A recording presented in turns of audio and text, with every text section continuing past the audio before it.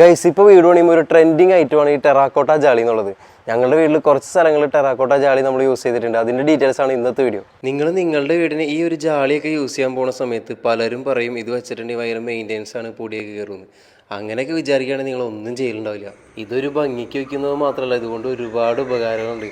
അതായത് നല്ല രീതിയിൽ വായുസഞ്ചാരം ഉണ്ടാവും. അതുപോലെ തന്നെ നല്ല സൂര്യൻ്റെ പ്രകാശം അടിക്കുന്ന സ്ഥലത്താണ് ഇത് വെക്കണമെങ്കിൽ അതിൻ്റെ ഉള്ളിലൂടെ പ്രകാശം വരുമ്പോൾ നല്ലൊരു ഫീലാണ്. പ്രത്യേകിച്ച് നമ്മൾ ലിവിങ് റൂമിലൊക്കെ ഇരുന്ന് ആ രാവിലെ തന്നെ ആ നേരം വെളുക്കുമ്പോൾ ആ സൂര്യൻ്റെ പ്രകാശമൊക്കെ അതിലൂടെ വരുന്നതാണ് നല്ല വൈബാണ്.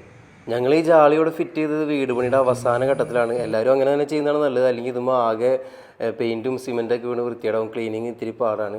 നമ്മൾ ആ ഒരു ഗ്യാപ്പ് ഇട്ട് വെച്ചേക്കുക. അതിനുശേഷം നമ്മൾ ജാളി പോയി സെലക്ട് ചെയ്തിട്ട് എത്ര എണ്ണം അവിടെ കയറും നോക്കാം. മാക്സിമം കട്ട് ചെയ്തിട്ട് വെക്കാണ്ടിരിക്കുക, അതായിരിക്കും ഭംഗി. എന്നിട്ട് ബാക്കി വരുന്ന ഏരിയയിൽ നമ്മൾ സിമെൻറ്റ് ഇട്ടിട്ട് ഒരു ബീഡിങ് വെച്ച് കൊടുത്താൽ മതി. നമ്മൾ ഈ ജാളി ഫിറ്റ് ചെയ്തെന്ന് പറഞ്ഞിട്ടുണ്ടെങ്കിൽ ടൈലൊട്ടിക്കുന്ന പശില്ലേ, അത് വെച്ചിട്ടാണ് ഫിറ്റ് ചെയ്തത്. അതുപോലെ തന്നെ മുകളിൽ ബാൽക്കണിയിൽ നമ്മൾ മെറ്റൽ ഫ്രെയിം വെച്ചിട്ടുണ്ട്. അപ്പോൾ ആ മെറ്റൽ ഫ്രെയിം വരുന്ന സൈഡിൽ MCയിൽ വെച്ചിട്ടാണ് ഫിറ്റ് ചെയ്തത്.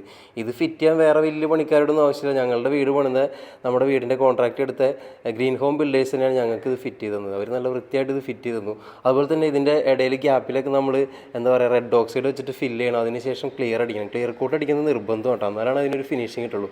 മുകളിലെ ബാൽക്കണിയിൽ ഞങ്ങൾ ചെയ്തിട്ടില്ല. കാരണം നല്ല രീതിയിൽ വെയിലുള്ളപ്പോൾ നല്ല ഉണങ്ങി നിൽക്കുന്ന സാഹചര്യത്തിൽ മാത്രമേ നമ്മളത് ചെയ്യാൻ പാടുള്ളൂ. അല്ലാന്നുണ്ടെങ്കിൽ അത് പാണ്ട് പിടിക്കും.